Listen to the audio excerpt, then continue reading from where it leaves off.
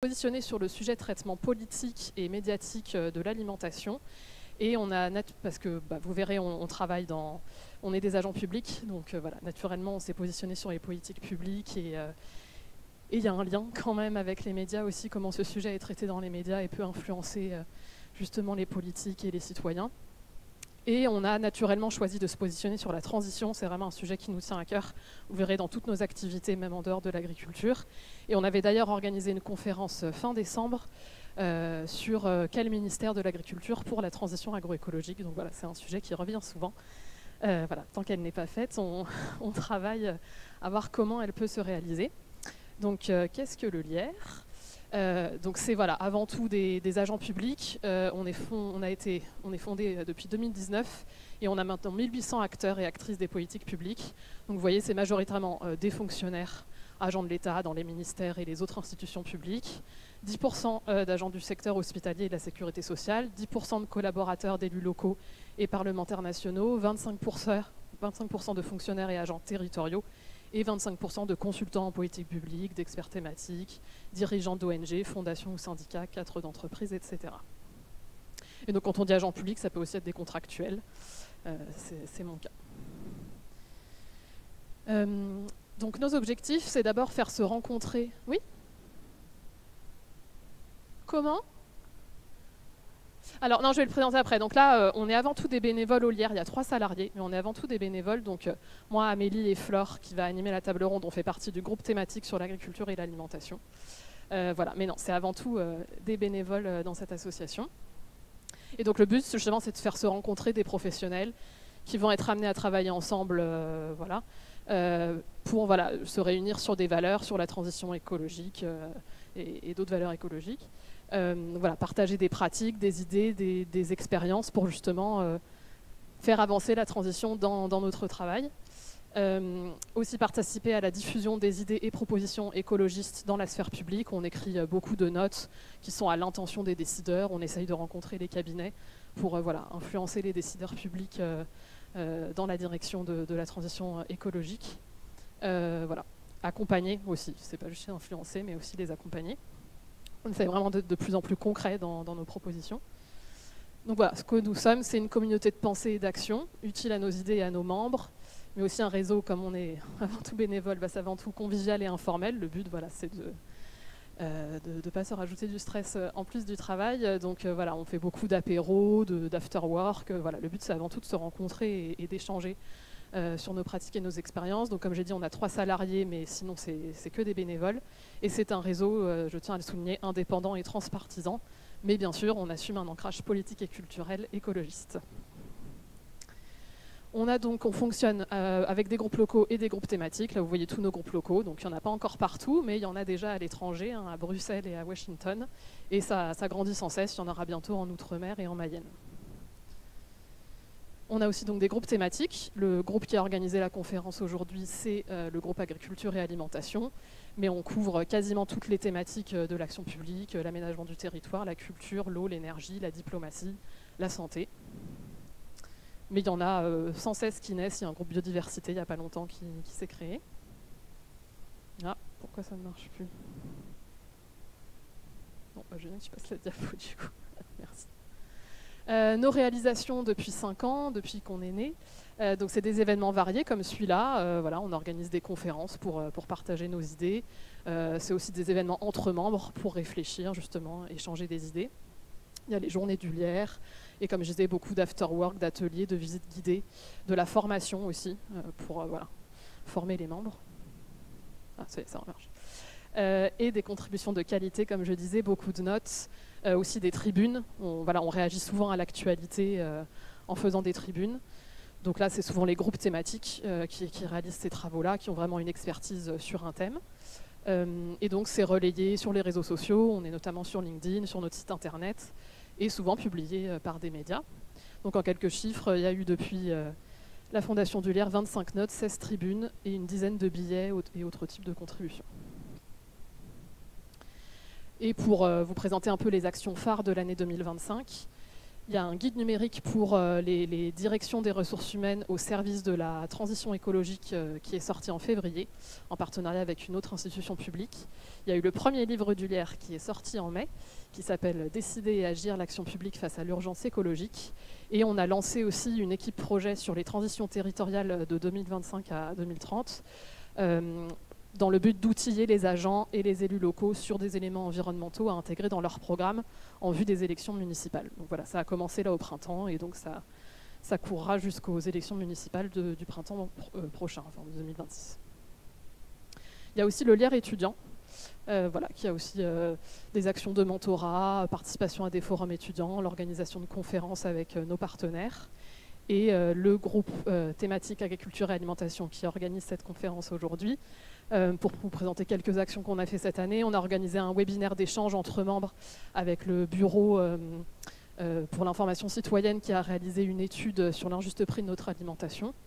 Donc voilà, c'est vraiment des échanges qui nous permettent de prendre du recul sur notre travail et puis d'échanger avec des partenaires pour voir comment on pourra aller plus loin ensemble suite à ces webinaires. Il y a une note qui sera bientôt publiée sur la reterritorialisation de l'alimentation et des filières.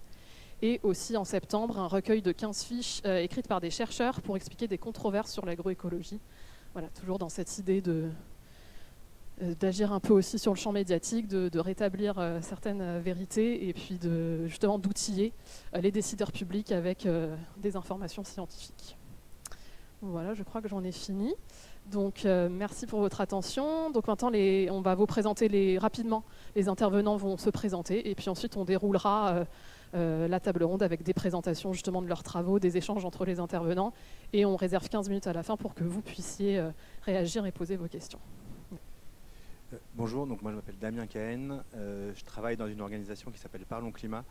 On est une association à but non lucratif, une ONG, dont le but est de comprendre l'opinion publique sur les enjeux de transition pour identifier des leviers, pour engager le plus grand nombre de personnes sur les sujets de transition au sens large. Et à ce titre, on a travaillé et on travaille toujours sur les sujets d'agriculture et d'alimentation. Donc je vais vous livrer un de ces travaux, je vais vous présenter une partie de ces travaux aujourd'hui. Il ne marche pas le micro. Si, il marche, il faut vraiment le manger. Bonjour. Je m'appelle Aurélie Catalo, je travaille dans un think tank qui s'appelle l'IDRI, l'Institut du développement durable et des relations internationales, où je suis la directrice Agriculture France. Bonjour à tous, donc moi c'est Vincent Burnand et je travaille à l'Institut de la finance durable et donc je suis responsable des enjeux de financement de la transition écologique et donc on a publié un rapport sur le financement de la transition dans l'agriculture. Bonjour à tous, moi c'est Flore et je vais juste animer la table ronde, donc je suis au Lierre avec Amélie. Donc pour remettre en perspective la raison d'être de cette table ronde, donc, dans les débats sur la transition écologique, l'agriculture elle est souvent décriée comme pour ses impacts majeurs.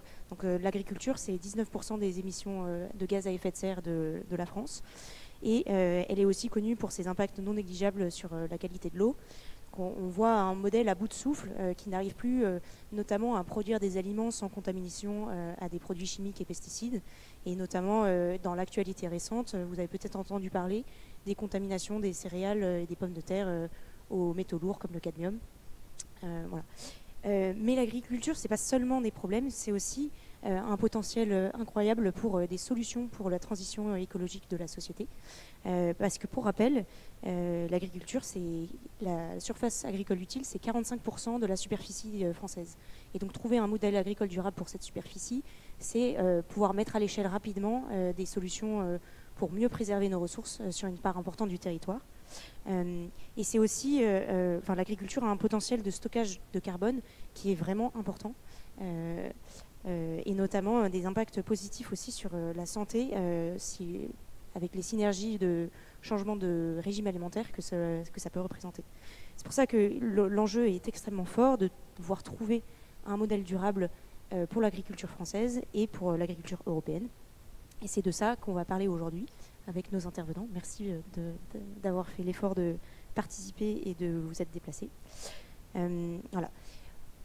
Dans le débat public sur la durabilité du modèle agricole, il existe des controverses extrêmement clivantes sur la faisabilité d'avoir un modèle agricole qui soit durable et qui permette à la fois qui permettent aussi de nourrir l'agriculture européenne et de participer aux équilibres alimentaires mondiaux. Et beaucoup d'études remettent en question dans un système agricole avec des pratiques agroécologiques, la question des rendements qui seraient insuffisants pour nourrir suffisamment la planète. Cependant, il existe en fait des études, des scénarios biophysiques qui ont travaillé sur des hypothèses scientifiques de capacité de production des écosystèmes, les impacts en termes de changement de pratique sur la production de biomasse et donc les équilibres alimentaires.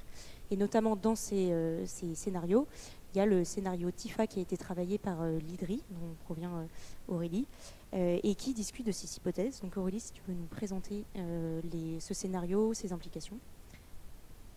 Je vais faire ça tout de suite. Je vais vous présenter le scénario, mais avant, je voulais juste qu'on s'entende sur ce qu'est l'agroécologie ou ce qu'elle n'est pas l'agroécologie. Comme ça, quand je vous parlerai de ce scénario agroécologique, on saura tous bien de quoi on parle.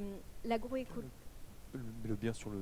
L'agroécologie, elle se caractérise vraiment par une approche systémique, c'est-à-dire c'est un modèle de production dans lequel on embrasse simultanément différents enjeux. Alors bien sûr des enjeux environnementaux, ils sont de plusieurs natures. On a les enjeux climatiques, les enjeux de biodiversité, les enjeux d'eau, de paysage, d'usage des terres, mais l'agroécologie, elle a aussi vocation à prendre en charge des enjeux sociaux et économiques. Pour les enjeux économiques, ça va être notamment des questions de revenus des agriculteurs avec la baisse des charges pour les agriculteurs ou une recherche de stabilisation du revenu des agriculteurs. Et sur le social, on peut parler d'enjeux de santé, mais aussi d'enjeux, par exemple, de taille et de nombre d'exploitations agricoles. Donc, on voit bien là que l'agroécologie a la vocation à proposer vraiment un système complet, c'est-à-dire, et ça la distingue d'autres manières d'envisager la transition, que l'agroécologie n'est pas, entre guillemets, juste une démarche de progrès sur un de ces enjeux. L'agroécologie, c'est vraiment la vocation de penser un nouveau système pour notre système alimentaire. Et dans ce cadre-là, l'agroécologie, elle assume des partis pris dans les réponses qu'elle apporte aux différents enjeux que j'ai listés là. Je vais prendre juste un exemple. Quand on parle de l'enjeu d'atténuation du changement climatique, il y a plusieurs manières de le faire, et il y a notamment deux grandes manières. Soit on va chercher à réduire les gaz à effet de serre, l'intensité climatique par kilogramme de produit. Donc ça, c'est l'analyse du cycle de vie qui permet ça. Ça nous amène plutôt à une logique d'optimisation, d'intensification de la production, là où l'agroécologie va plutôt chercher à réduire globalement la quantité de gaz à effet de serre émis par le système alimentaire. Donc c'est des manières différentes de prendre en charge les enjeux, et donc pour l'agroécologie, il y a vraiment des partis pris qui sont assumés sur la nature des réponses qu'on apporte à ces différents enjeux. J'en arrive maintenant à ce fameux scénario TIFA. TIFA, ça veut dire 10 Years for Agroecology, et c'est un scénario de prospective qui a été développé donc, par l'organisation pour laquelle je travaille, l'IDRI, en 2018, et qui se posait la question suivante. L'Union européenne, en 2050, est-ce qu'elle pourrait nourrir les Européens, la taille de la population européenne en 2050, selon leurs recommandations nutritionnelles, en étant dans un modèle agroécologique le plus pur, entre guillemets. Et donc pour illustrer cette pureté de l'agroécologie, les hypothèses qui ont été prises dans ce scénario sont volontairement un peu radicales. C'est 0 engrais chimiques de synthèse, 0 pesticides, 0 importation de soja, et de manière générale, 0 importation. Donc ça change radicalement la donne par rapport à la manière dont fonctionne le système alimentaire européen actuel. Et malgré ce cahier des charges extrêmement ambitieux, qui avait aussi une ambition assez forte, je ne l'ai pas mentionné, mais sur le redéploiement des prairies naturelles, qui sont un élément important pour la prise en charge de la biodiversité en agroécologie, malgré ce cahier des charges très ambitieux, TIFA apporte une bonne nouvelle. TIFA nous dit, sur le papier, en théorie, oui, l'Union européenne peut totalement nourrir les Européens avec ce cahier des charges très ambitieux, en étant parfaitement conforme aux recommandations nutritionnelles. Mais, j'ai bien dit, en étant conforme aux recommandations nutritionnelles et non pas aux régimes alimentaires actuels. Ça, c'est une grande différence. Et en fait, c'est ça que pointe du doigt TIFA, c'est qu'on produirait assez pour nourrir les Européens, mais modulo une évolution significative de la consommation, notamment de produits carnés et dans une moindre mesure de produits laitiers.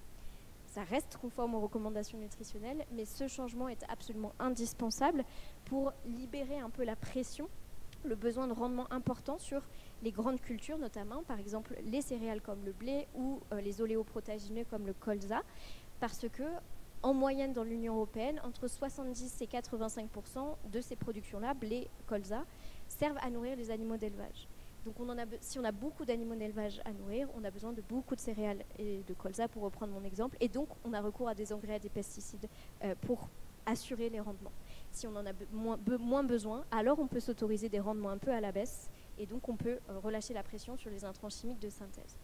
Et TIFA apporte une bonne nouvelle supplémentaire, c'est que grâce à ce moindre besoin en alimentation animale au sein de l'Union européenne, et bien dans ce scénario, l'Union européenne en fait augmente même sa capacité d'export de céréales pour le reste du monde, ce qu'on peut juger utile pour contribuer à la sécurité alimentaire de pays dont on sait que structurellement ils ne seront pas capables d'assurer leur propre sécurité alimentaire, tels que le Maghreb ou d'autres pays de la péninsule arabique.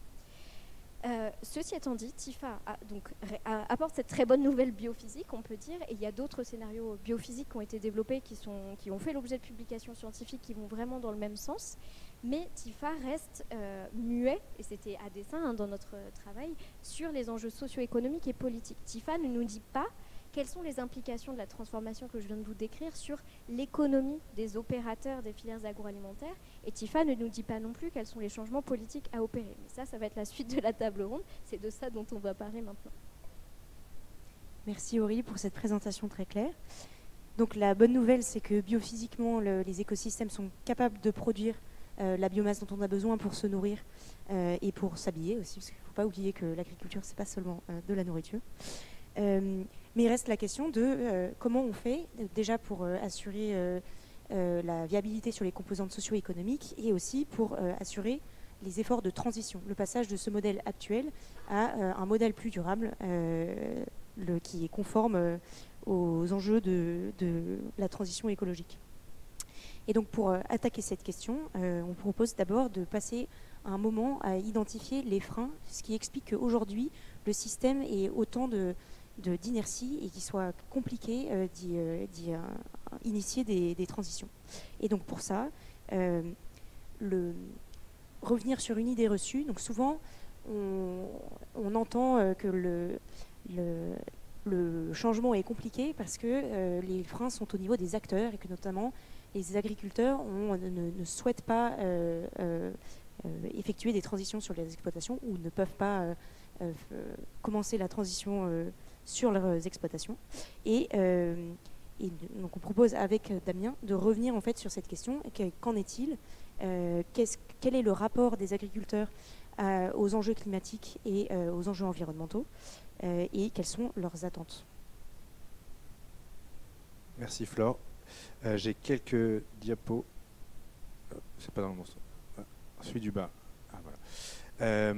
Donc comme je vous le disais en introduction, donc, mon organisation Parlons Climat travaille sur l'identification de leviers pour parler de transition à un public très très large. À ce titre, on s'est intéressé, donc, comme tu le disais Flore, à la population des agriculteurs et des agricultrices, mais beaucoup d'agriculteurs quand même, pour essayer de comprendre voilà, où ils se situent par rapport aux enjeux de transition, quelle que soit leur spécialité, quelle que soit la taille de leur exploitation. Donc on a mené à ce titre Pardon, je suis dans le mauvais sens à chaque fois. On a mené à ce titre une grande enquête en partenariat avec le collectif Nourrir et donc le think tank Terra Nova fin 2023, début 2024, auprès de 600 agriculteurs. Donc ça représente quand même une part importante d'agriculteurs par rapport à la population globale des agriculteurs et des agricultrices. Une grande enquête qui était un sondage qu'on passait par téléphone à toutes ces personnes. On a essayé d'avoir un échantillon assez représentatif de ce à quoi ressemble la population agricole aujourd'hui, donc beaucoup de céréaliers, d'éleveurs et de viticulteurs, on était aussi représentatif sur les différentes tailles d'exploitation.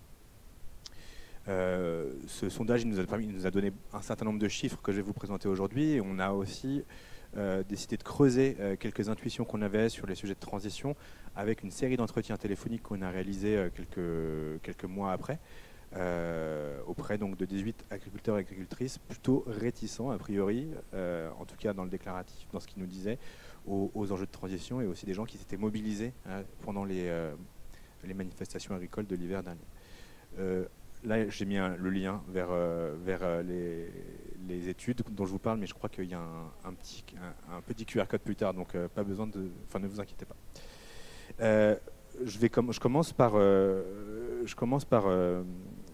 le point des préoccupations, parce que je pense que c'est intéressant de se dire, ok, quand on pose une question, quand on discute avec des agriculteurs, avec des agricultrices, qu'est-ce qui revient de manière régulière dans les discussions.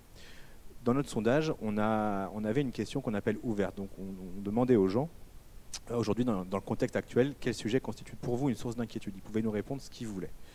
Donc on a eu des milliers et des milliers de réponses parce que en fait on avait 600 agriculteurs, mais chacun et chacune avait oui, moi c'est les coûts, moi c'est aussi en fait le dérèglement climatique, etc. Donc on a passé beaucoup de temps à essayer de retravailler ces données-là pour arriver aux résultats que je vous présente aujourd'hui, qu'on a pu vérifier aussi dans les entretiens qu'on a pu faire, où on voit de manière assez nette que le plus grand problème des agriculteurs et des agricultrices, c'est pas les écolos, c'est pas la transition écologique, etc.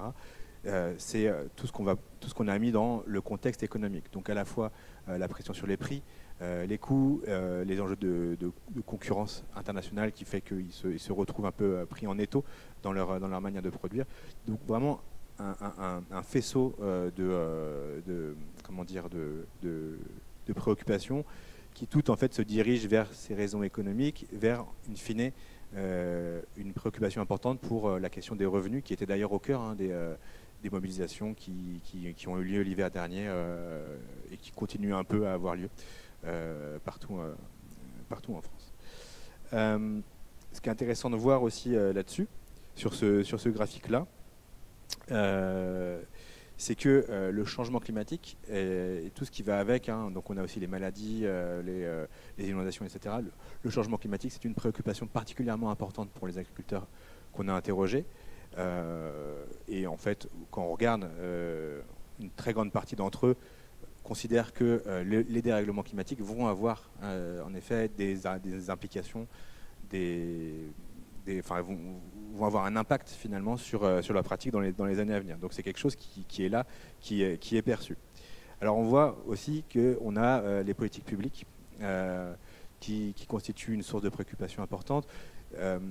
Ce qui est intéressant de noter dans ce grand sujet, c'est que ce n'est pas tant les politiques publiques de la transition écologique, mais c'est plutôt les modalités de mise en place, ce qui est vécu comme une hétérogénéité, une difficulté à mettre en place un certain nombre de normes finalement. Et le dernier point qui est important, c'est la question de la considération. C'est pas rien, 19% des personnes qui nous ont répondu que en fait, ils se sentaient déconsidérés par la société. Alors même que les agriculteurs font partie des métiers préférés des Français. C'est un point qui revient dans de nombreux sondages, dans des sondages que nous aussi on a fait. C'est vraiment une profession qui est particulièrement appréciée par la population française. Donc voilà, beaucoup de préoccupations différentes qui illustrent finalement beaucoup de situations différentes, des situations différentes qu'on voit aussi qu'on voit dans ces deux graphiques-là, qui illustrent particulièrement un point important, c'est que, comme je vous le disais en introduction, il y a des spécialités, il y a des spécialités différentes, il y a des tailles d'exploitation différentes qui toutes ont des intérêts différents. Si toutes ont des enjeux économiques, sont préoccupées par les enjeux climatiques, toutes ne vont pas avoir les mêmes priorités, toutes ne vont pas prioriser de la même manière la transition écologique. Et à ce titre, c'est intéressant de voir que quand on pose la question aux agriculteurs de quelles sont les priorités à donner selon vous aux aides PAC, il n'y a pas de consensus en fait. On a une tripartition de l'opinion. Plus on est grand, plus on va privilégier les aides à hectare. Plus on est bio, plus on va privilégier les aides en fonction des pratiques environnementales. Il y a quelque chose, comme ça, chacun voit midi à sa porte d'une certaine manière. Et ça se retrouve dans le graphique du dessous, où on a vraiment un clivage favorable, pas favorable, sur les deux sujets suivants, que sont la dégressivité des aides par exploitation et le plafonnement des aides par exploitation. Donc un maximum d'aides par exploitation. Donc, de la même manière, les grandes exploitations vont être moins en faveur de ce type de mesures. À l'inverse, les petites vont l'être davantage. je vous dis ça parce que c'est important de comprendre cette diversité pour aussi comprendre les enjeux de représentation qui existent dans le monde agricole, dans les mondes agricoles, il faudrait d'ailleurs dire. D'abord, il y a ce chiffre que je trouve particulièrement intéressant, c'est qu'on a vraiment un sentiment assez partagé d'isolement face aux syndicats, ou du moins le sentiment de ne pas avoir vraiment d'organismes, d'institutions qui nous représentent, en tout cas, qui représentent les agriculteurs. 43% se sentent d'abord représentés par eux-mêmes. C'est très loin devant les syndicats qui recueillent 22% des agriculteurs qui disent donc je me sens représenté par les syndicats. 43% c'est important, et en parallèle 85% considèrent que leur point de vue est mal représenté dans le débat public. Donc il y a vraiment un sujet ici de représentation, d'autant plus que beaucoup d'agriculteurs considèrent que les syndicats représentent d'abord les intérêts de certains types d'exploitation, en l'occurrence les céréaliers. Et d'ailleurs, notons que le président de la FNSEA est lui-même un céréalier. On a vu qu'il y avait des diversités de points de vue, des enjeux de représentation, mais il y a aussi du consensus qui se fait. Je voulais un peu dire en introduction sur les enjeux, qui ont trait finalement à l'écologie et donc à la transition écologique. D'une part, il y a un consensus sur cette idée qu'il faut défendre les petites exploitations. C'est quelque chose qui suscite particulièrement l'inquiétude des agriculteurs et agricultrices de voir la disparition, de constater la disparition finalement d'un certain type d'agriculture qui se fait, donc c'est ce que dit la citation ici, qui se fait bouffer par les grandes exploitations. À ce titre, donc 77% des gens qu'on a interrogés se disent favorables à la mise en place d'aides pour les petites fermes. Donc pour entretenir un modèle à petite échelle, peut-être aussi moins industriel. De la même manière, 82%, donc une très grande majorité d'agriculteurs et d'agricultrices, sont favorables à des aides qui encouragent à la préservation de la qualité des sols et de la biodiversité. Donc on voit aussi qu'il y a un terreau favorable pour parler d'une agriculture qui va dans un sens moins, entre guillemets, productiviste, peut-être plus agroécologique.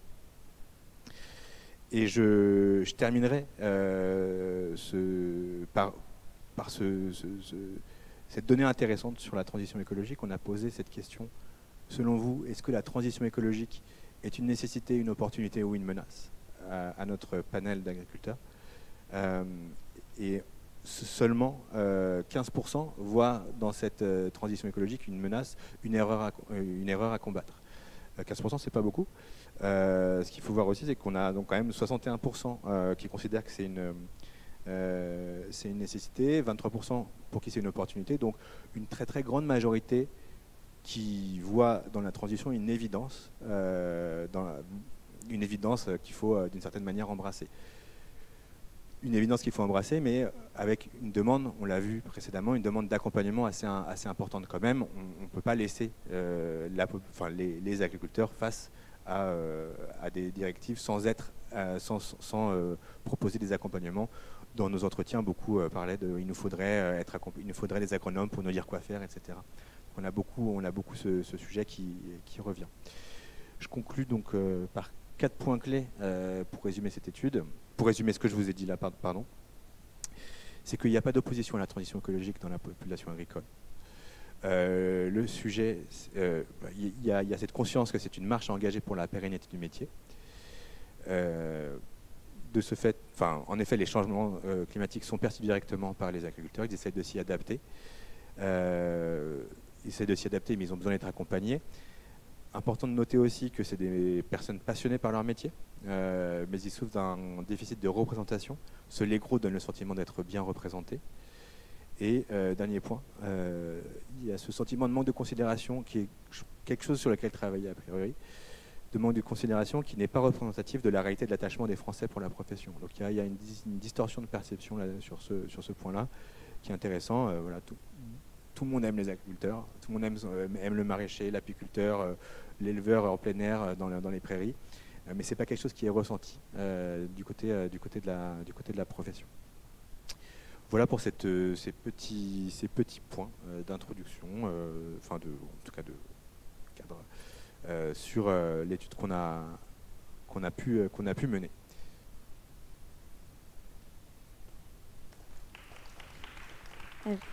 Merci Damien. J'aimerais revenir sur les attentes. Donc, on voit les conclusions de l'étude que une grande majorité des agriculteurs estiment que la transition vers plus de durabilité est une nécessité, mais qu'ils ont des attentes fortes en termes d'accompagnement. Est-ce que tu pourrais détailler un petit peu plus les attentes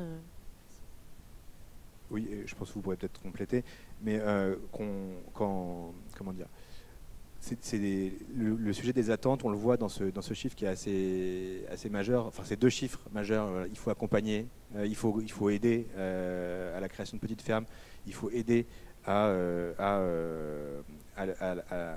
la mise en place de pratiques qui respectent la biodiversité et la qualité des sols.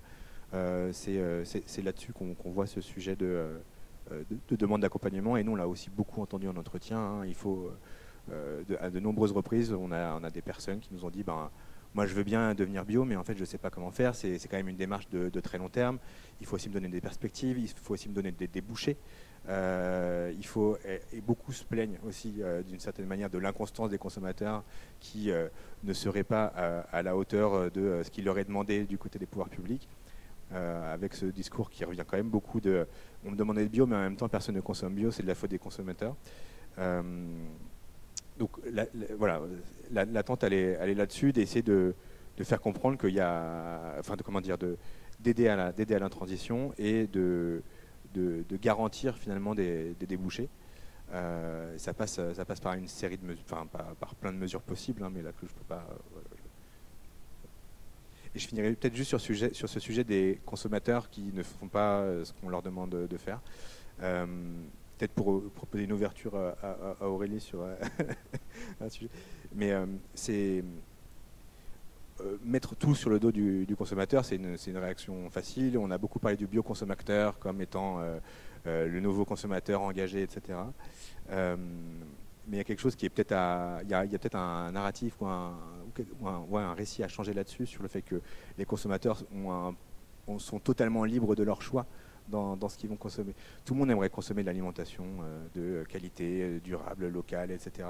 Mais il y a un sujet de disponibilité, il y a un sujet de qu'est-ce qu'il y a dans mon environnement qui fait que ça va être plus facile pour moi, et socialement, et culturellement, et financièrement, de me diriger vers un certain type d'alimentation, bénéfique aussi pour les producteurs.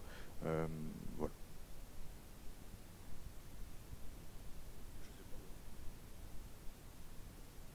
Je peux effectivement saisir la perche que Damien me tend pour vous parler du concept d'environnement alimentaire sur lequel mes collègues à l'IDRI ont beaucoup travaillé.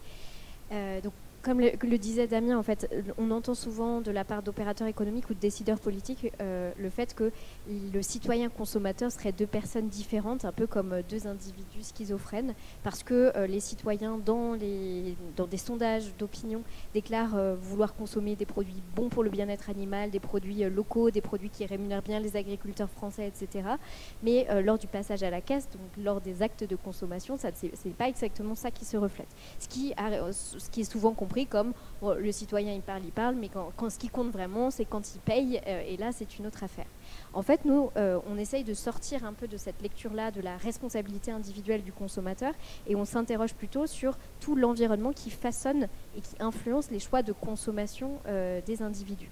L'environnement alimentaire, il se décline en particulier en 4 sous-environnements auxquels Damien a déjà fait référence. Le premier type d'environnement, ça va être l'environnement économique. Et ça, c'est, je pense, le plus simple à comprendre. C'est vraiment les marges de manœuvre financières dont les uns et les autres disposent pour acheter de qualité, ou en tout cas conformément à leurs aspirations. Le deuxième type d'environnement, c'est l'environnement physique. Ça veut dire vraiment à quoi vous avez physiquement accès lorsque vous lorsque vous consommez. Je vais prendre 2 exemples différents. Si vous habitez dans une ville dans laquelle il n'y a pas de poissonnerie, très peu des gens de cette ville vont consommer du poisson. Deuxième exemple, si lorsque vous rentrez dans votre supermarché, ce sur quoi vous tombez physiquement en premier, c'est un bac de produits carnés réfrigérés, alors que les fruits et légumes sont à l'autre bout du magasin, eh bien on sait que le consommateur va avoir tendance à remplir son panier de ce sur quoi il tombe en premier, et physiquement il fait moins le trajet jusqu'au bout du magasin. 2 exemples de ce qui façonne notre environnement physique. Troisième catégorie d'environnement, c'est l'environnement socio-culturel. Ça fait référence à la norme sociale de ce qui est considéré comme souhaitable ou pas de consommer. Donc aujourd'hui, ça peut être un message qu'un adolescent va voir sur les réseaux sociaux de la part de son influenceuse préférée, par exemple. Mais c'est aussi, moi, si je vais dans mon repas de famille le dimanche, est-ce que je peux dire, ah bah, hier j'ai déjà mangé de la viande, est-ce que je pourrais ne pas manger de la viande ce midi? Dans quelle mesure ça va être un message bien reçu ou pas?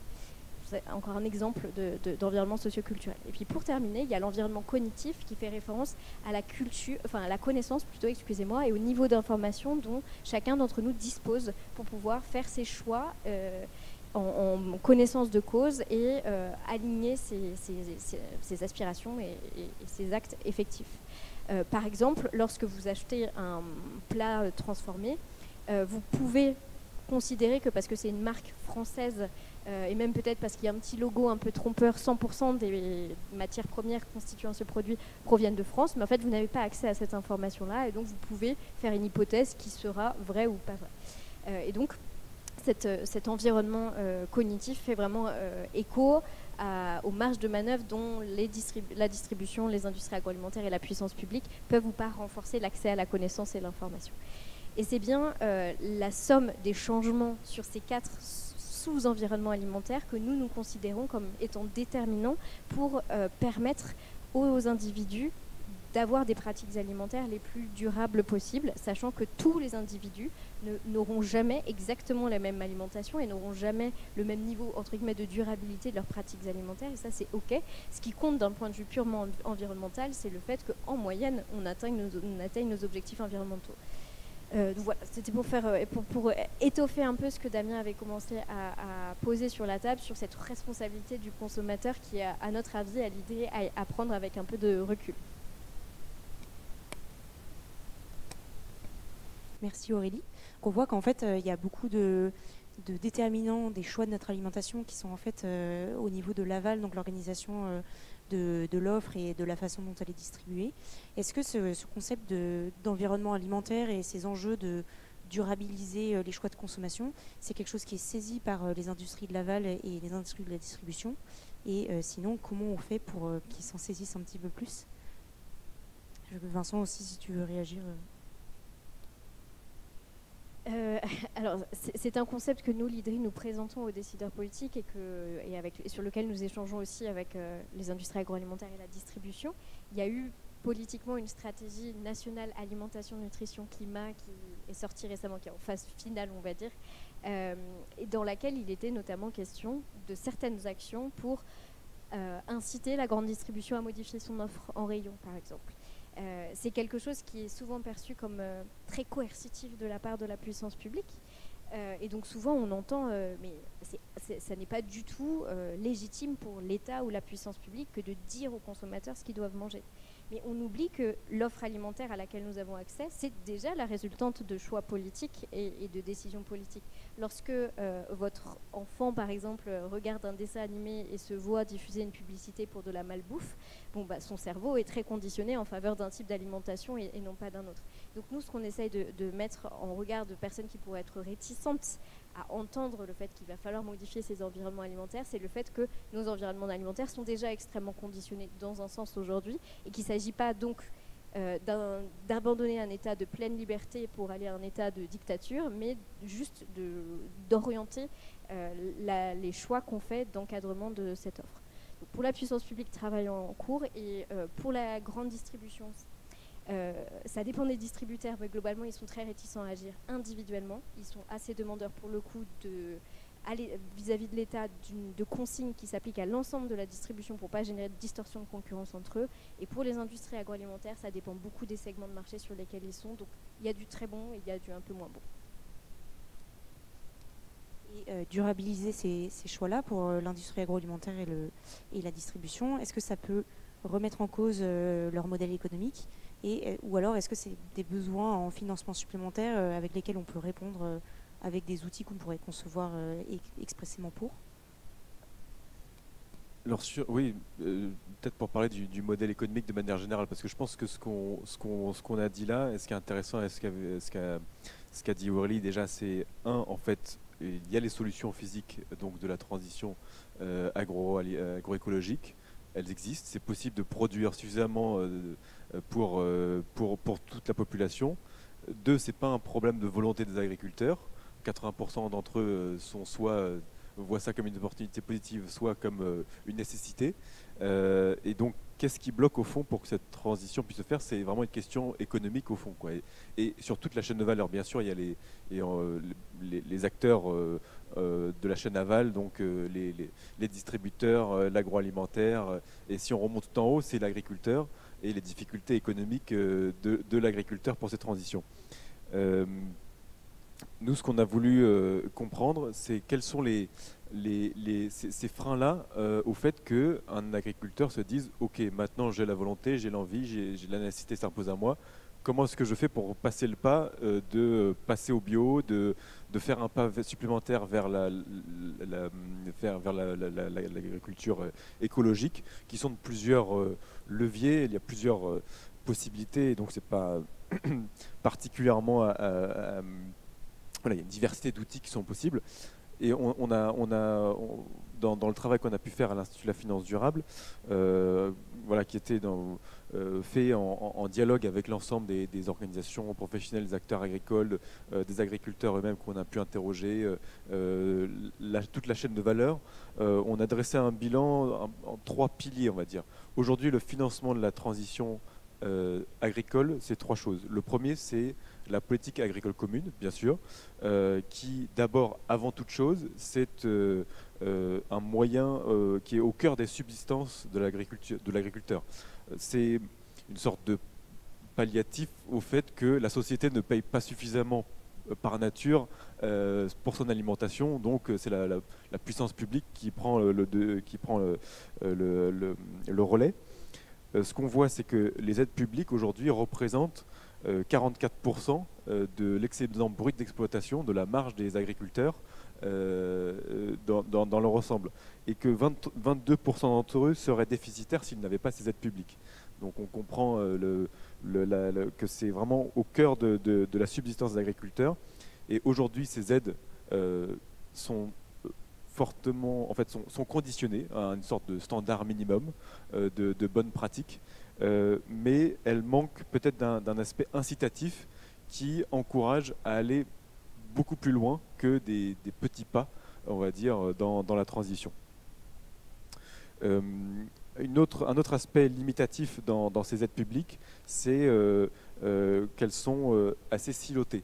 Donc il y a bien sûr la PAC qui a un volet, il y a les mesures agroécologiques et climatiques portées par la PAC, il y a des aides régionales, des aides de l'ADEME, enfin il y a différents interlocuteurs qui rend assez complexe finalement les dispositifs pour les agriculteurs, et c'est peut-être un reproche à tort ou à raison des agriculteurs qui est que ils n'ont pas toujours connaissance de toutes les aides auxquelles ils ont le droit, et il y a une difficulté à y avoir accès, et il y a une vraie demande d'accompagnement global des exploitations, ne pas seulement se limiter, enfin il y a des organisations comme les chambres de commerce qui peuvent apporter un peu de, pardon, pas les chambres de commerce, les chambres d'agriculture qui peuvent apporter un peu de fluidité et d'accompagnement dans ce type de parcours, mais il y a ce besoin d'accompagnement humain qui est une vraie demande pour pouvoir mener ces transitions.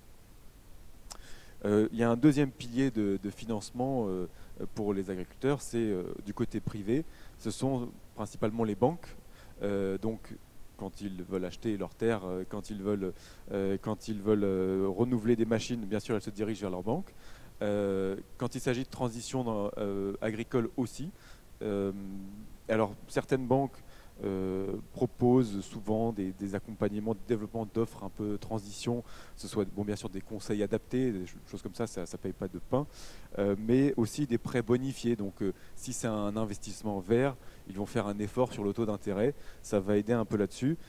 Sauf que le problème, c'est que ce sont des prêts, le banquier, ce qu'il sait faire, c'est des prêts, c'est pour des investissements importants, l'achat de l'installation de panneaux solaires, l'installation d'un méthaniseur, mais c'est souvent qu'une petite partie de la solution, de penser uniquement décarbonation, et c'est ce qu'on a pu dire au début, la décarbonation de l'agriculture, c'est une chose, mais ce n'est qu'une partie de la solution. Donc c'est peut-être la partie facile, on va dire quasiment, parce que mettre des panneaux solaires, ça crée de l'énergie.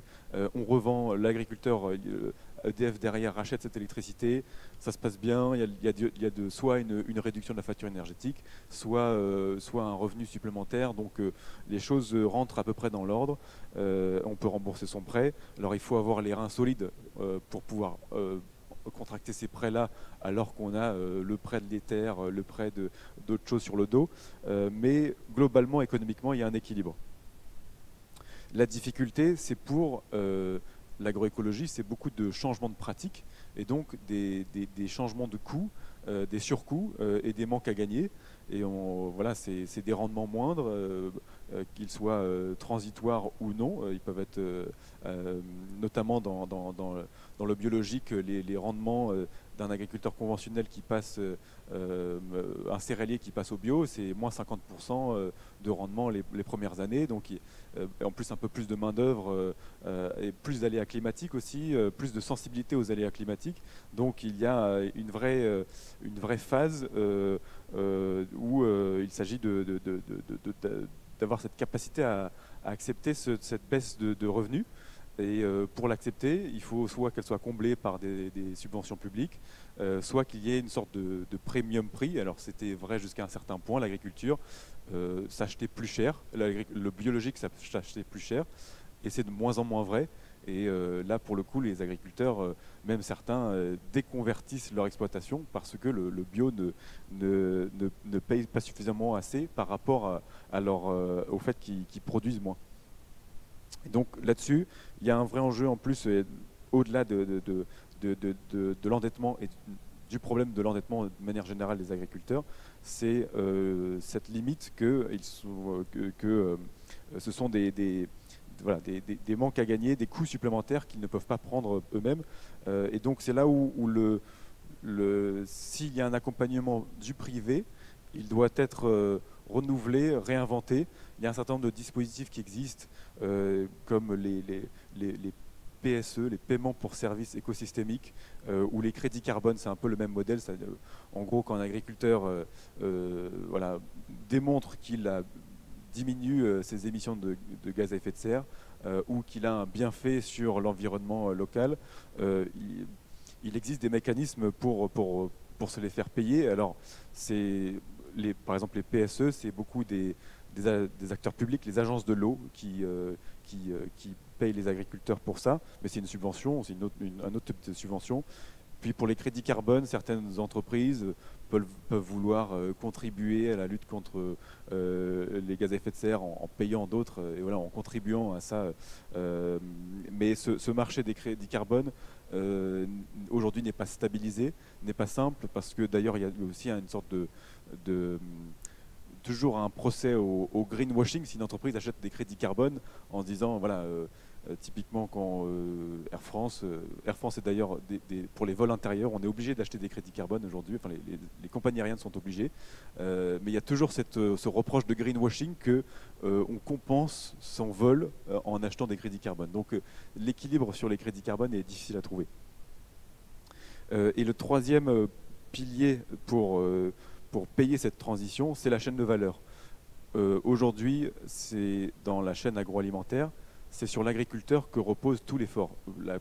La majeure partie de l'effort pour la diminution des gaz à effet de serre, on parlait avec un industriel d'un agroalimentaire du porc, il disait que en gros 80% de son empreinte carbone, c'est la production des porcs en amont. Et donc souvent on demande à l'agriculteur beaucoup d'efforts là-dessus, sauf que celui qui a les capacités financières de le faire, c'est pas forcément lui. Et il y a l'industriel, il y a le distributeur et il y a le consommateur aussi. En fait, toute cette chaîne-là, c'est la question de à quel point le consommateur est prêt à payer plus cher. On l'a vu, c'est pas évident quand il passe à la caisse. Il y a l'industriel qui dit, moi je suis pris en étau entre l'agriculteur et le distributeur qui me fout la pression. Il y a le distributeur qui dit, moi le consommateur il veut pas payer plus cher, et l'industriel il veut pas me vendre son produit moins cher. Donc voilà, c'est cette chaîne là qui est difficile. Alors il y a des chiffres intéressants. Aujourd'hui, pour 100 euros dépensés en France pour l'alimentation, quand vous prenez votre caddie, alors il y a 6,4 euros qui rémunèrent l'agriculteur français, ce qui ne comprend pas l'agriculteur étranger. Enfin, il y a 25 euros d'importation de produits importés. Il y a 10 euros qui reviennent à l'industriel, 14 euros à la restauration, 13 euros au service et 13 euros au commerce. Voilà. Et il y a aussi une dizaine d'euros de taxes. Donc on voit bien, c'est pas non plus évident de dire qu'il y en a un qui se gave absolument. Voilà, c'est assez réparti. Voilà. Donc c'est jamais des questions simples. S'il y avait une réponse simple, on le saurait. Mais voilà un peu pour les freins. Des subventions peut-être qui pourraient être mieux fléchées pour la conversion, un système financier privé qui pourrait avoir peut-être développé des outils mieux adaptés à la transition, et la chaîne de valeur où on devrait mieux répartir le coût. Voilà un peu pour les grandes lignes, et on pourra discuter des solutions plus en détail.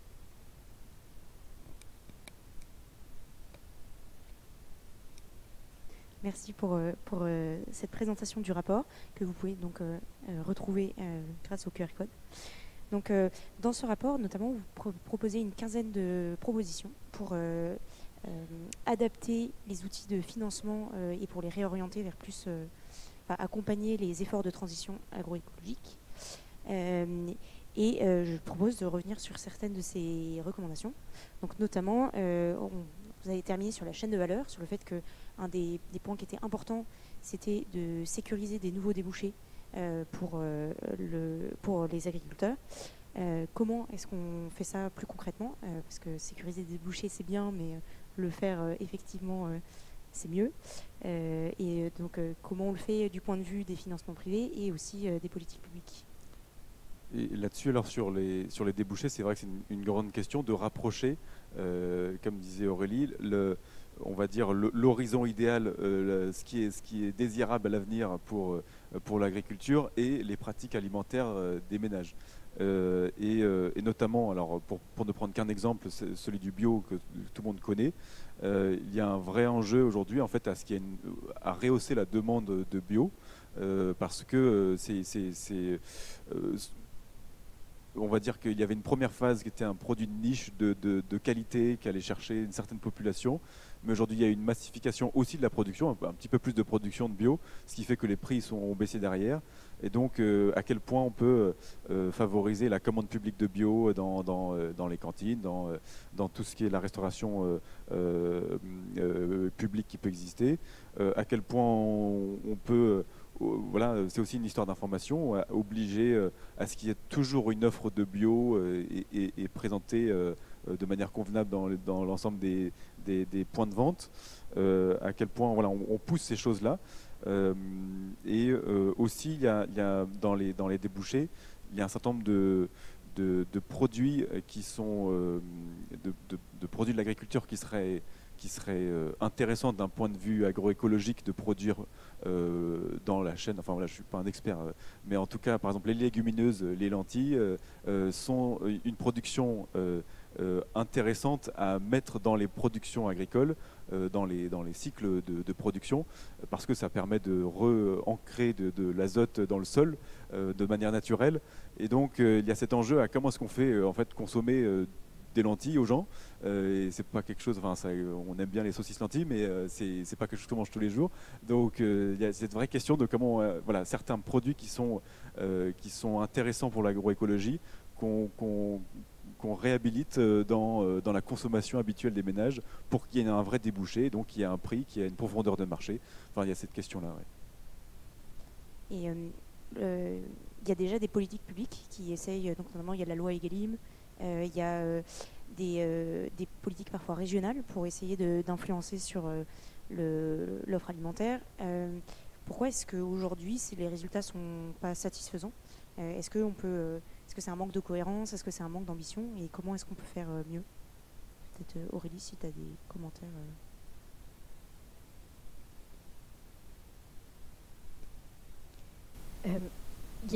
En fait, il y a un décalage assez fort entre les politiques qui orientent les systèmes agricoles, les politiques agricoles au sens strict, les politiques alimentaires qui existent mais qui sont peu nombreuses, et la vacuité totale, l'absence totale de politiques qui orientent le maillon des industries agroalimentaires et la distribution. Donc on a une certaine démultiplication de l'offre en matière de politique pour orienter les agriculteurs à faire ci ou ça de mieux, mais derrière l'agriculteur, son choix il est aussi très largement conditionné par le fait qu'il va avoir un marché, un débouché rémunérateur et stable. Or, on a très peu de politiques pour structurer ces marchés-là, structurer donc le milieu de chaîne. Résultat, malgré la présence d'aides pour inciter à la conversion en agriculture biologique, bien sûr, eh bien, les signaux qu'on a eus sur ces 3-4 dernières années sur la bio étaient trop délétères pour que la majorité des agriculteurs prennent le risque de s'engager en bio, si je prends cet exemple-là. Et donc, c'est pas tant qu'on n'a pas du tout de politique qui essaye de faire aller les agriculteurs dans l'agroécologie, c'est plutôt qu'on n'a pas de politique qui couvre l'ensemble des l'ensemble du système alimentaire, et que on laisse le marché évoluer dans une direction qui est plutôt structurellement contraire à ce qu'il faut faire pour l'agroécologie. On essaye par petites touches d'avoir, je disais, des éléments de politique alimentaire, mais elles sont très timorées. Et tant qu'on touchera vraiment pas à tant qu'on construira pas en fait une politique des industries agroalimentaires agroécologiques, je pense qu'on aura du mal à avancer significativement dans l'agroécologie. Merci. Et merci. Si on voulait, notamment tout à l'heure, tu disais qu'il y avait du côté notamment de la grande distribution, il y avait quand même une volonté d'avoir une régulation qui s'appliquait à l'ensemble du système de distribution. Donc il y a peut-être une bonne volonté sur laquelle capitaliser pour construire des politiques qui soient plus ambitieuses et qui couvrent l'ensemble du système alimentaire. Mais est-ce que toutes ces politiques, ça pourrait pas avoir un impact sur les relations internationales? Notamment, est-ce qu'on pourrait pas être accusé de protectionnisme ou de distorsion de la concurrence avec nos partenaires européens et internationaux? Et comment est-ce qu'on pourrait gérer ce problème-là? Sur les problèmes internationaux, l'IDRI pourra peut-être répondre plus précisément, mais c'est vrai qu'en tout cas c'est une vraie demande unanime quasiment là, du secteur agricole, que la protection face à la concurrence, alors les différents syndicats agricoles y répondent différemment, mais en tout cas la protection face à l'international est une demande forte du secteur. Donc est-ce que c'est aux frontières de l'Europe, est-ce que c'est aujourd'hui on est venu dans un temps qui justifie de devoir développer sa souveraineté alimentaire propre, et ça s'aligne avec les demandes des agriculteurs aujourd'hui. Donc c'est quand même elle peut être bénéfique en tout cas. Et c'est-à-dire c'est tout le débat notamment sur le Mercosur, où il y a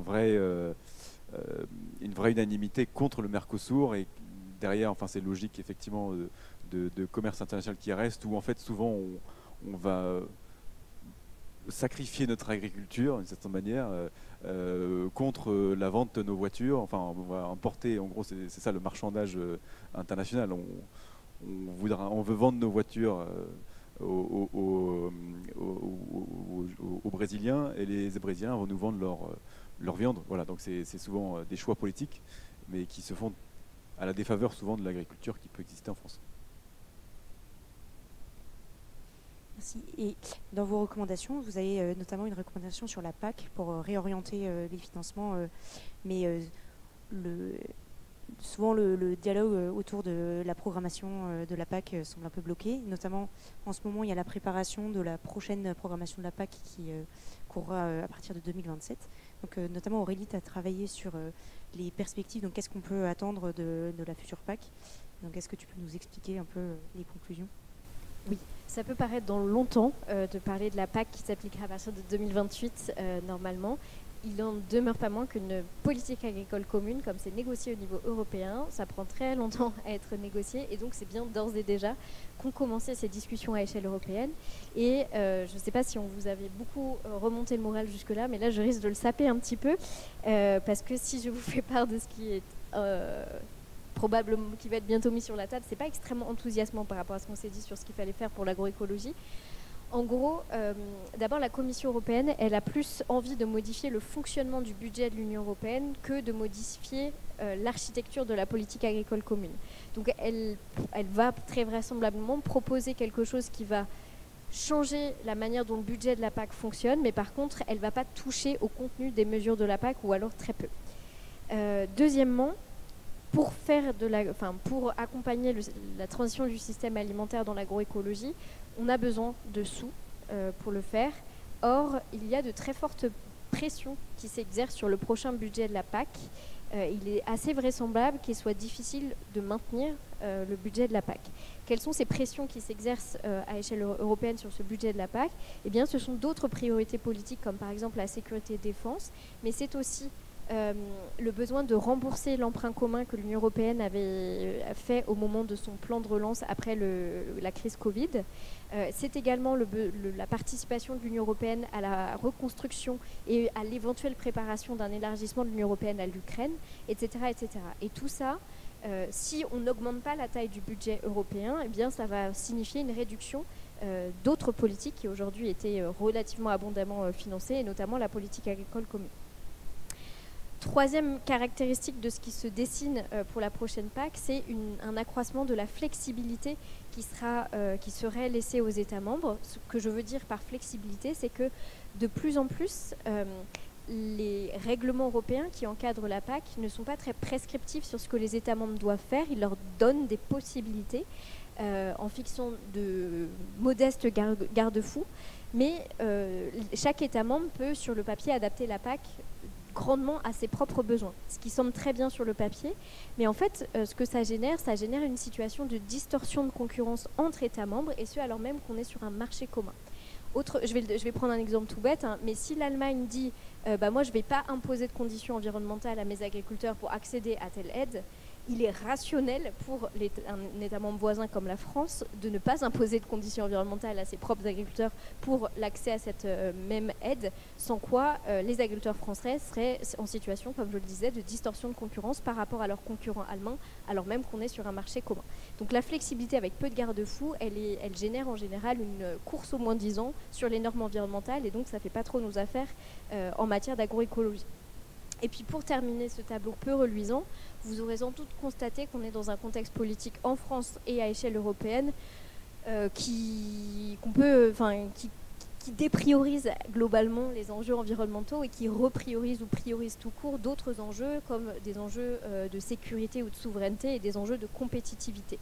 Alors ce ne sont pas des mots qui sont nécessairement complètement antithétiques avec l'agroécologie, mais le fait de passer sous silence le besoin de transition écologique n'est pas forcément ce qui aide à la mise en discussion du rehaussement de l'ambition environnementale dans la prochaine PAC. Donc maintenant que j'ai dit ça, comment est-ce que nous, en tout cas à l'idée, on essaye quand même de penser autant que possible une poursuite de la transition agroécologique dans la PAC post-2027 ? Eh bien, on estime, au vu de ce que je vous ai dit, qu'on a très peu de marge de manœuvre, que ça ne sert à rien qu'on débarque en disant non mais si, mais quand même la biodiversité c'est important, ça personne ne va vraiment nous écouter. Donc nous, l'entrée qu'on a choisie, c'est une entrée qui est basée sur ce qu'on appelle la gestion des crises et des risques en agriculture. Ce qu'on appelle les risques en agriculture, ils sont de différentes natures. Ce sont les risques sanitaires, comme par exemple la grippe aviaire, les risques climatiques, ça tout le monde voit bien ce que c'est, et ça peut être aussi des risques de marché ou des risques géopolitiques. Les agriculteurs, ils savent que leur métier, dans leur métier, ils doivent composer avec des risques, mais selon l'ampleur du risque et selon l'ampleur de l'aléa généré par le risque, la puissance publique peut plus ou moins intervenir ou plus ou moins les soutenir pour gérer ces risques-là. L'avantage du sujet de la gestion des crises et des risques, c'est qu'il est très consensuel. Et il y a peu de choses qui font consensus en matière de politique agricole, donc il faut le souligner. Très consensuel parce que tous les États membres, tous les agriculteurs constatent la démultiplication de ces risques et constatent aussi que dans un contexte d'austérité budgétaire, on ne va plus pouvoir gérer les risques de la même manière qu'auparavant. On ne va plus pouvoir distribuer des chèques dès qu'il va se passer un plus ou moins petit ou un gros problème. Et donc il faut envisager une nouvelle architecture de gestion des risques et des crises. Et la bonne nouvelle, c'est qu'une bonne gestion politique des risques et des crises en agriculture, c'est assez compatible avec des leviers de l'agroécologie. Ça repose notamment sur la recherche d'une résilience transformative et derrière laquelle on peut entrevoir deux piliers. un premier pilier qui est la diversification des productions, tant à l'échelle des exploitations agricoles qu'à l'échelle des territoires, et un deuxième pilier qui est la circularité, et notamment le rebouclage du cycle de l'azote. Et si on fait cette diversification et cette circularité, en fait, certes, on gagne en résilience et donc on gère mieux les risques et les crises, mais par ailleurs, on a fait 80% à peu près du boulot sur l'agroécologie, donc ça nous va plutôt très bien. Et donc, nous, dans nos travaux, on essaye de tirer profit du fait qu'on a une entrée qui reste assez discutable politiquement aujourd'hui par la gestion des crises et des risques pour proposer des nouvelles mesures, des modifications dans les mesures de la PAC qui servent cet objectif de résilience transformative et donc en particulier diversification et circularité. Merci. Donc la PAC, c'est souvent, historiquement, c'est quelque chose qui a été construit comme un soutien aux revenus des agriculteurs.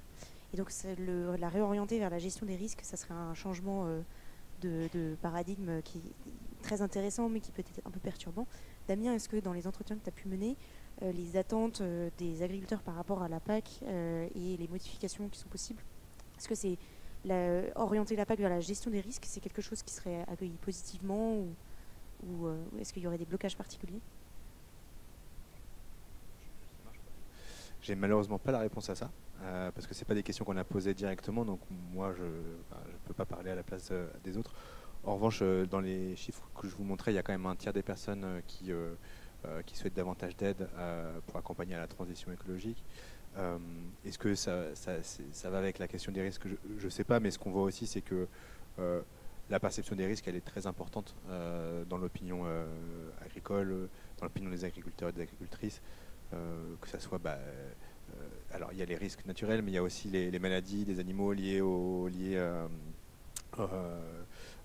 dérèglement climatique et aux aléas climatiques. Donc je ne sais pas si c'est une demande, en tout cas probablement que ça résoudrait un certain nombre de préoccupations et ça répondrait à certaines aspirations probablement. Oui.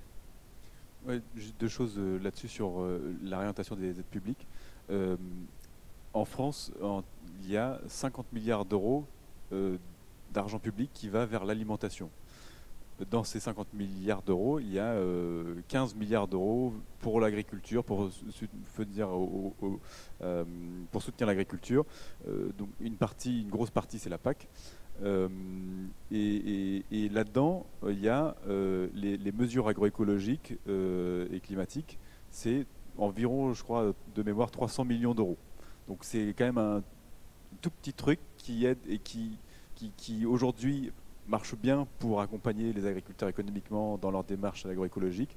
Le bio, c'est encore environ 300 millions dans l'accompagnement, dans les subventions de conversion bio ou d'aide au maintien.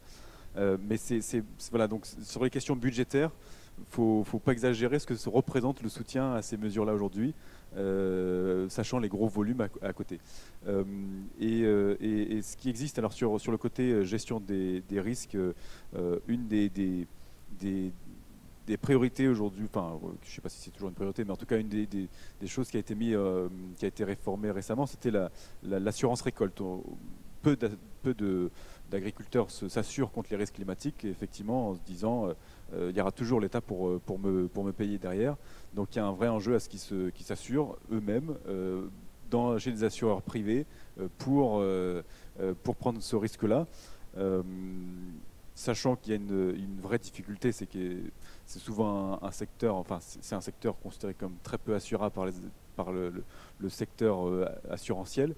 Donc voilà, il y a aujourd'hui un système d'assurance, l'assurance récolte, l'assurance multirisque climatique, qui permet de prendre ça en charge, qui est fortement subventionné par l'État, mais en tout cas ça rentre dans le cadre de l'assurance privée.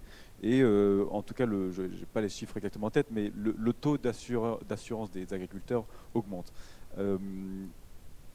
À ça, il y a une difficulté. C'est vrai qu'une fois qu'on a pris son assurance, une fois que l'agriculteur a pris son assurance, il se dit, et après il y a un système de couverture de l'État, si c'est un très gros risque, il y a toujours l'État pour réassurer derrière les assureurs privés, mais il y a un de ces risques qui est qu'une fois que l'agriculteur s'est assuré, est-ce que c'est bénéfique en termes de transition ou est-ce que c'est plutôt désincitatif? Parce que si je me préserve des risques climatiques, s'il m'arrive quelque chose, je suis assuré, je m'en fiche.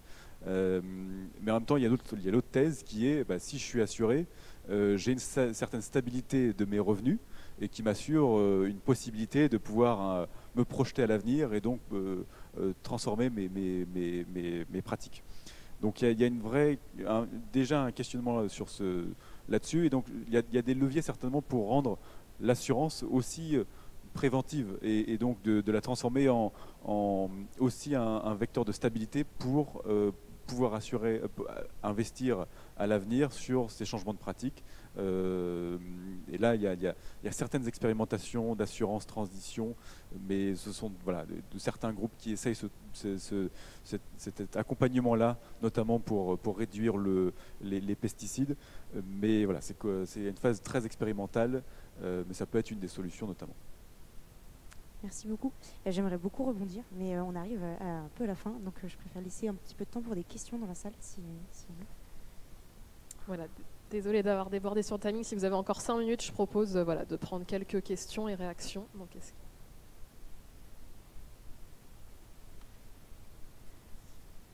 Bonjour, comment est-ce qu'une association comme la vôtre, le Lierre, pourrait donc accompagner les agriculteurs qui le souhaitent la transition vers l'agroécologie? Est-ce que vous pourriez influencer les chambres d'agriculture? Est-ce que vous pourriez influencer les assureurs? J'imagine que vous travaillez là-dessus. Parce que manifestement, la politique publique, moi ça fait longtemps que je n'ai plus tellement d'espoir sur des changements de politique. Donc je pense qu'il faut que ce soit justement des associations comme la vôtre, ou alors peut-être des mouvements qui vont vers l'agroécologie, comme pour une agriculture de vivant, vous devez connaître. Qu'est-ce que vous en pensez? Enfin, voilà. Vous parlez de l'association du Lierre? Oui, du coup, pour clarifier, il y a seulement Amélie et moi faisons partie de l'association du Lierre, qui est une association en fait, qui rassemble les agents publics qui souhaitent engager l'action publique dans la transition écologique. Et Damien, Aurélie et Vincent font partie d'instituts différents, et ils ont accepté de venir nous aider à parler de ce sujet. Voilà, donc je ne sais pas si je suis là pour répondre pour le Lierre. Le but, la mission qu'elle s'est donnée, c'est vraiment de former, de mettre les agents publics en capacité de réfléchir à l'action publique et d'améliorer l'action publique. Voilà. Après, je vous laisse peut-être répondre pour une agriculture du vivant. Je ne sais pas si vous connaissez cette...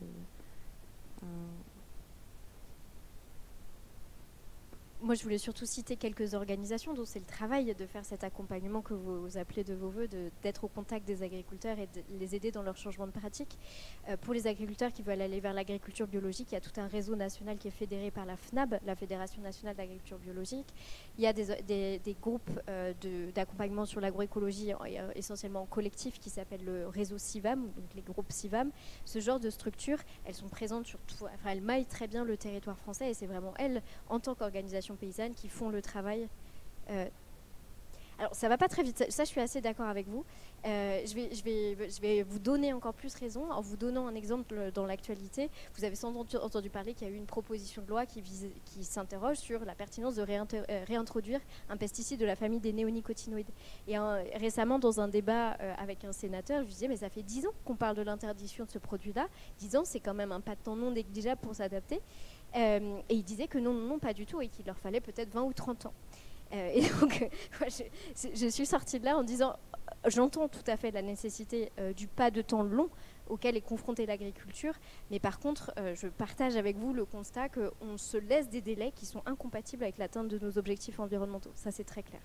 Mais je ne suis pas sûre qu'il faille chercher les coupables du côté de ces agriculteurs qui ne voudraient pas changer assez vite. Et je ne sais pas ce que vous avez dit. Alors à qui il faut croire?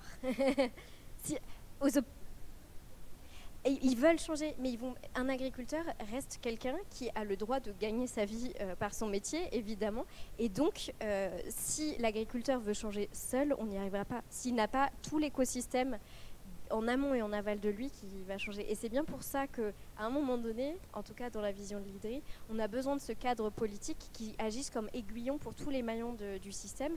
Sinon, on met beaucoup de pression sur les épaules d'un seul type d'acteur, en l'occurrence souvent les agriculteurs ou les consommateurs, mais on oublie un peu tous les autres types d'opérateurs qui ont besoin de faire leur part du boulot aussi. Est-ce qu'il y a d'autres questions ou réactions ?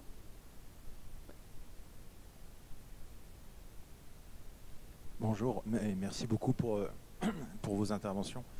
Pour moi, c'est un peu une mise à jour parce que j'ai travaillé 30 ans sur le terrain dans ces domaines-là, donc avec difficulté parce qu'à la campagne, quand on vient de la Mayenne, pour travailler avec les acteurs, c'est pas évident. Et ma question était donc de savoir si ça a progressé. Moi qui ai créé un bureau d'études un peu concurrent pour faire de l'agri-environnement avec les agriculteurs en France, avec le réseau des CER France, est-ce qu'aujourd'hui les conseillers sont toujours les conseillers assez proches, ce sont les conseillers des coopératives, les vendeurs de produits chimiques, ou les pseudo-lois, je crois, il y a 10 ans, sur la séparation du métier de conseilleur et de vendeur. Moi, qui était indépendant, entre guillemets, adossé quand même à un réseau de conseillers comptables, hein, mais à politique, je ne suis pas sûr que ça s'est beaucoup amélioré. Et je pense que c'est un autre biais, vu l'énorme partition des 3 groupes d'agriculteurs. Si chacun a son conseiller, la science est là, s'il n'y en a qu'une, des données climatiques que vous connaissez par cœur, il n'y en a qu'une, une finance, il n'y en a quasiment qu'une, banque, enfin il y a quelques banques, mais c'est physique, il n'y a pas de discussion à avoir. Donc c'est sur le terrain, l'interface que j'ai représentée pendant 30 ans, avec pas mal de dégâts, savoir si ça a évolué, ce rôle de conseiller, au plus près, toutes les semaines, à contact de téléphone de l'agriculteur. Qui veut répondre là-dessus? J'allais dire là-dessus, pour prendre un parallèle, alors j'ai pas en tête exactement la situation des conseillers dans l'agriculture, mais c'est en tout cas une forte demande des agriculteurs dans ces transitions d'être accompagnés humainement et pas uniquement sur le volet écologique, mais sur le volet économique de manière générale, et que ce soit bien intégré en fait. Hein. Et c'est vraiment quelque chose qui revient parce que il y a aussi une multiplication des interlocuteurs qui fait qu'ils peuvent être perdus. C'est un peu comme Monsieur Jourdain qui se fait conseiller par à la fois le maître de l'épée, puis le poète, puis le musicien, et chacun dit que son art est le plus important. Voilà, donc il s'en sort pas, quoi, Monsieur Jourdain. Et donc pour faire un parallèle avec un autre secteur, c'est celui du bâtiment. Les ménages qui veulent rénover leur logement, MaPrimeRénov'. Il y a je crois que c'est France Rénov', ou je ne sais plus quel est le nom de comment MaPrimeRénov', mais il y a France Rénov', c'est ça, je ne sais plus, les conseillers, en tout cas il y a un conseiller extérieur qui a des conseils gratuits à donner et qui peut aiguiller sur ce qui existe, et donc c'est un interlocuteur nécessaire et qui aujourd'hui visiblement manque un peu quand même dans le domaine agricole pour conseiller. Alors effectivement, si on veut aller au bio, on va aller vers les FNAB, mais il n'y a pas peut-être cet interlocuteur qui peut avoir une vision d'ensemble de quelles sont les aides disponibles, quels sont les mécanismes existants pour un agriculteur qui veut faire des pas en avant. Peut-être pour compléter sur les conseils de coopérative ou de chambre d'agriculture, vous avez raison que par la loi, en France, on a cherché à séparer les fonctions de vente de produits phytosanitaires et de conseil agronomique aux agriculteurs de la part des coopératives. D'ailleurs, on est en train de revenir dessus, mais c'est une autre histoire. Quand cette loi est entrée en vigueur, la quasi-totalité des coopératives ont choisi la vente des phytos, parce que c'est là-dessus qu'elles se font les plus grosses marges, plus que sur les denrées alimentaires. Donc ça, je pense que c'est une manière un peu tacite de répondre à votre question. Quant au conseil de chambre d'agriculture, c'est un sujet sur lequel on a un petit peu travaillé à l'IDRI. Il y a 2 grandes catégories. Il y a des jeunes, souvent sortis d'écoles d'ingé agro, qui arrivent avec pas mal d'idéaux et qui sont assez allants, mais qui ont l'impression que ça n'avance pas assez vite dans les chambres d'agriculture ou qui n'ont pas le portage politique de la part de leurs élus pour faire avancer la transition. Et donc, on a un très fort turnover chez ces jeunes conseillers qui vont rester 1 à 2 ans dans le réseau des chambres d'agriculture. Et après, il y a les vieux routards des conseillers des chambres d'agriculture qui, eux, ont parfois une forme de réticence à modifier le type de conseil qu'ils prodiguent aux agriculteurs et ou qui ne souhaitent pas être perçus comme des écolos par les agriculteurs qu'ils conseillent, parce qu'ils accordent une très forte importance au relationnel avec les agriculteurs dans l'exercice de leur métier, et donc ils vont eux-mêmes amoindrir leur discours pour éviter cette perception, cette connotation comme trop écologique. Donc globalement, avec ces 2 exemples-là qui ne représentent pas la totalité du conseil agricole, mais sur le conseil, on va dire, classique, traditionnel, on n'a pas encore trouvé tout à fait les bons leviers aujourd'hui pour vraiment massifier la formation des conseillers et leur donner les outils pour se sentir pleinement légitimes d'aller parler d'agroécologie aux agriculteurs. Est-ce qu'il y a une dernière question, réaction? Bonjour, alors moi je voudrais juste revenir sur un truc que vous avez dit tout à l'heure, comme quoi le bio ça produisait moins que justement le conventionnel. Alors ça c'est vrai que les premières années, et c'est surtout lié au fait que justement il faut nettoyer les terres des précédentes cultures, mais en l'occurrence notamment quand on parle d'agroécologie, par exemple un rendement d'un hectare de blé, en moyenne c'est 4 hectares. Alors j'ai regardé pour les d'autres pays où plus rural, si je veux dire, je sais pas le terme, ils sont plutôt à 2-3. Et en fait, nous, en conventionnel, ils sont à 8 tonnes. Mais en fait, ils sont à 8 tonnes parce que justement, c'est l'azote qui vient des produits chimiques. Et en fait, techniquement, ces produits chimiques, eh ben, ils viennent d'autres terres. Donc en fait, c'est pas tellement du rendement que ça, c'est plutôt de l'échange. Et par rapport au bio, du coup, sur un normal, on serait sur du 4 tonnes. Et en fait, en agroécologie, en agroforesterie, en fait, l'idée, ça serait justement de rajouter un niveau de culture en faisant pousser des arbres, sachant qu'ils ont d'autres surfaces derrière. Donc là, on passe à 4 tonnes, plus à 5-6 tonnes de rendement en fruits et légumes. Donc quand on disait que justement, il y avait des contraintes au niveau agroécologique, c'est que même en termes de financement, en termes de rentabilité, en utilisant les chiffres, en fait, on peut leur vendre un modèle. Par contre, le problème, et c'est là où ça pose vraiment problème, c'est que l'agroforesterie, c'est un investissement à long terme. En fait, la nature de base, c'est un investissement à long terme. Sauf qu'aujourd'hui, en agriculture, on ne fait que des rendements à l'année. Des fruits, des légumes, des céréales. Et déjà, ça n'apporte quasiment rien au sol. Et surtout vu les quantités qu'on extrait, pour les mettre ailleurs en plus. Alors que là, justement, on peut avoir une espèce de rente alimentaire passive pour les agriculteurs. C'est-à-dire qu'il y a... L'avantage des arbres, c'est qu'il y a beaucoup moins de travail. En plus, ils ont beaucoup moins besoin d'irrigation. Et en plus, ils peuvent apporter d'autres soutiens écologiques. Donc là-dessus, on peut vraiment jouer l'aspect financier pour sauver le côté écologique. Voilà.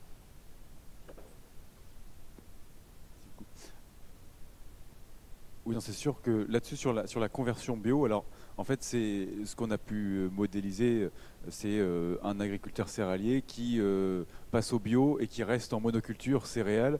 C'est moins 50% les premières années, puis après, peut-être qu'il apprend, peut-être que son sol s'enrichit, donc il arrive à produire un peu plus mais voilà, c'est limité assez vite. Mais c'est aussi en fait cette idée de qu'est-ce que la conversion, parce que est-ce que la conversion, et c'est toujours le point de départ de l'agriculteur, alors lui, il est céréalier, il veut faire un effort, il va en bio, donc c'est logique, mais en fait, est-ce que, alors pourtant, effectivement, la permaculture peut être très efficace quand on voit certains maraîchers bio qui ont 4 hectares, 3 salariés, et alors qu'il y a le céréalier à côté qui a 150 hectares et qu'il est tout seul et il tire le diable par la queue.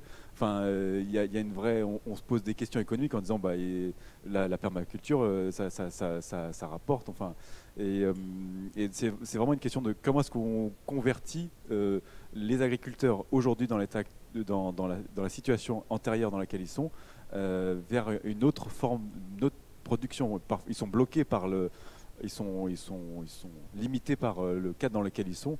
Donc voilà, dans l'idéal, effectivement, ils font des conversions radicales, mais comment les accompagner à ça? Ça, c'est une difficulté supplémentaire. Alors moi, personnellement, je suis en train de travailler sur une ferme collective, donc des espèces de quartiers qu'on pourrait intégrer aux fermes.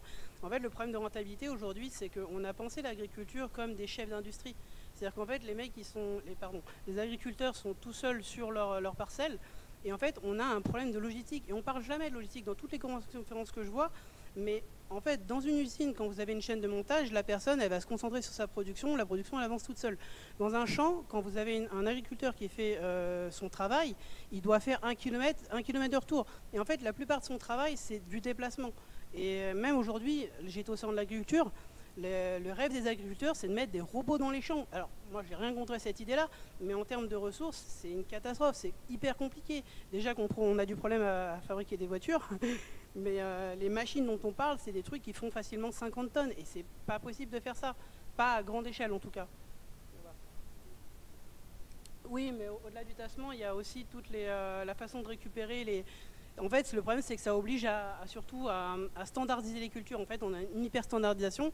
C'est-à-dire que si on regarde les cultures principales, donc celles qui nourrissent la planète, entre guillemets, selon le slogan d'un syndicat, c'est du coup le blé, l'orge, le maïs, et après, c'est les betteraves et les pommes de terre. Et en fait, tout le reste des cultures, c'est minoritaire. Dans les fruits et légumes, c'est les pommes, mais tout le reste, c'est du minoritaire. Ce que vous disiez justement, c'est qu'il faut 3 personnes pour 1 hectare. En fait, un paysan normal, un agriculteur en conventionnel, il ne pourrait pas se permettre d'avoir 20 personnes pour travailler ces 400 hectares. Parce que justement, ça coûte trop cher en termes de mécanisation.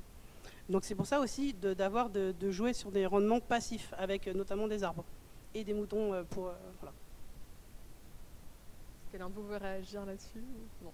Bon, et ben dans ce cas, merci beaucoup aux personnes qui ont réagi dans la salle. Merci beaucoup à vous, Kat, pour les échanges passionnants. Et du coup, je te laisse conclure. Je te laisse le mot de la fin. Merci. Donc merci à tous pour vos échanges. J'espère que vous avez pu retirer quelques éléments déjà de compréhension du contexte de politique publique et d'outils de financement actuels, d'identification des freins et notamment le concept d'environnement alimentaire qui permet de sortir du clivage de le consommateur veut mais ne veut pas payer, et qui donne des clés de lecture sur en fait qu'est-ce qu'il faudrait attendre de politiques publiques ambitieuses pour influencer cet environnement alimentaire qui est aujourd'hui largement laissé au marché. Et donc on espère que ça vous permettra de faire des lectures critiques des propositions des élus pour les prochaines élections. Voilà, donc merci pour votre temps et puis